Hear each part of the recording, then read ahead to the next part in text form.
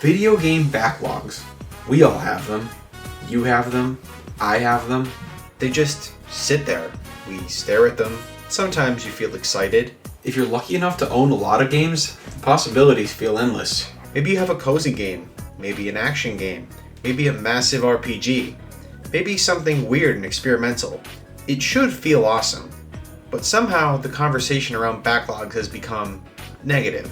Instead of excitement, it's pressure. You start thinking, I need to clear my backlog. I'm so behind.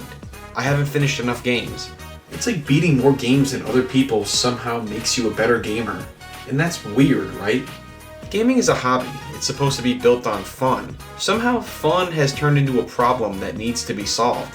And honestly, I don't think backlogs are a problem at all. I think they're actually kind of awesome. I've talked about this idea before in my video about finishing more games, but as we get older, something changes. We all end up with less free time than we'd like. The reasons are different for everyone, but it usually comes down to the same thing: being an adult.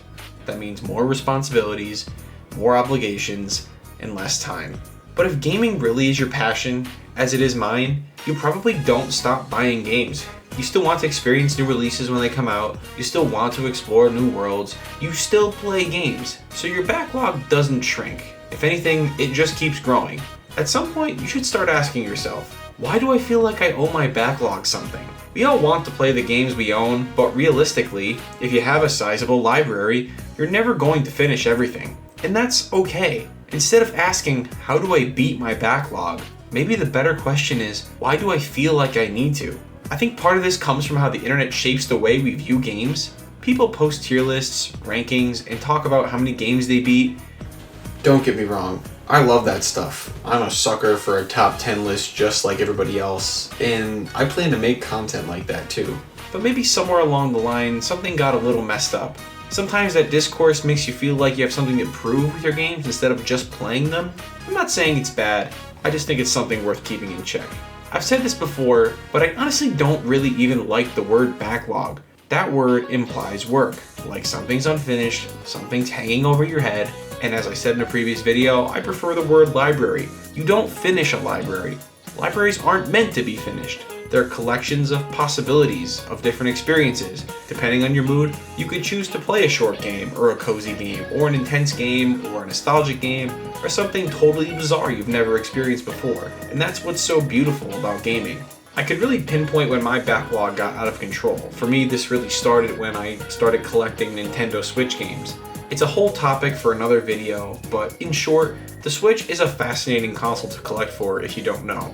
So many games get ported to it. Some great, some questionable, but often novel. There's something cool about playing these games portably or experiencing them as little technical marvels. The Switch also has some series available almost in their entirety, which turns into this weird kind of meta collecting game within the broader Switch collecting game. It's fun to say, for example, you could play every Pikmin game on Switch. It's cool knowing an entire series is playable on one console. But for my backlog, well, when I started collecting Switch games, that thing exploded. At first, it didn't feel great. You can't help but think, why buy this if I know I won't get around to playing it right away, or if ever? I already had big collections across my Xbox and PlayStation and other consoles, and I definitely hadn't finished everything there either. But over time, I realized something. It doesn't actually matter. And that's when just owning games started to feel fun again. If you truly love games, there's something special about just owning them. In an increasingly polarized, overly critical, overly serious world, gaming shouldn't be another thing that feels stressful. It's a hobby. It's meant to be fun. Think about walking into a game store and just browsing shelves, or going game hunting with some of your friends, or wandering around a massive gaming convention where there are so many games you physically can't see everything in one pass. That feeling, that's what a backlog really is. When I visit my friend in New York, our significant others literally laugh at us because we'll stand in front of his gaming shelf for ages, just talking about games, memories, possibilities. It's fun to reflect on the games you've played. It's fun to imagine the ones you haven't. It's fun to discover weird gaming oddities that you never knew existed. Heck, last year at about this time, we took a pilgrimage down to the limited run retail store in North Carolina, and I left with 8 games. I'm not sure if I'm disappointed or proud of myself, but I think 7 of those 8 games were still sealed. At the end of the day though, I just tell myself that a big backlog isn't a burden. I'll admit, there is one problem with this line of thinking, I know it is a little utopian because at the end of the day, games cost money, just like everything else. Not playing a game feels very different when you've paid $10 for it versus $60, $70, or $80. So yeah, being selective definitely matters. If you buy something at full price, you should probably play it, ideally sooner rather than later. And it's funny, if you finish a game before it goes on sale, it doesn't usually feel like $70 wasted, but if you don't, suddenly it does. If you're okay with a game sitting in your library for a while, or forever, or you got a great deal on it, or you bought it because you like the idea of owning it, that's where the fun comes in. Especially as we get older, especially as our free time becomes more limited, sometimes owning the possibility of an experience is part of the joy. As I was putting this video together, I started kind of forming this rule set in my own head. First, if you're paying full price, that should be higher priority. If you pay full price for a game, I try to play it sooner rather than later. Maybe you should too. This isn't out of obligation, but because that's usually the game I was most excited about in that moment, and it is important to live in the moment. Second, fun is the only requirement. If I'm not enjoying a game, I don't force myself to finish it anymore. We've all been there, I'm sure. We forced ourselves through games we weren't really feeling. And if you get to the end, I mean, great, but it almost doesn't even feel that great. You feel like, why did I do this to myself? Life's too short, and free time is just too limited to be playing games you don't really like. Third, the backlog, as I mentioned, is a library. It's a menu. It's not a checklist. Some days you want something cozy, some days you want something intense, some days you want something weird. Go for what you want. Do what makes you happy. Fourth, it's okay to own games you haven't played. Sometimes I buy games not because I'm going to play them immediately, but because I like the idea of having them.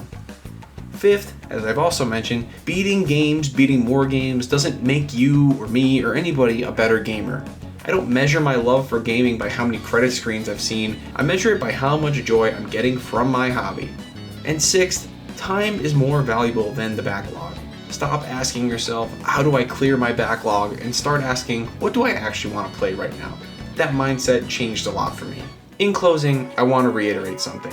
Backlogs aren't a problem. They're tangible proof that you love video games. You could love something without wanting to live in it all the time. Think about a historian fascinated by a particular war. They want to learn about it, understand it, explore it, but that doesn't mean they wish they were actually part of the conflict. Games are the same way. Not playing games all the time isn't a failure. Not finishing your backlog isn't a failure. If anything, it's a success. It's proof that this is something you love. It's proof that this is something that you want to spend your money on. And I think that's pretty awesome. I didn't beat my backlog. I don't think you should beat your backlog. I think you should make peace with it. Thanks for watching.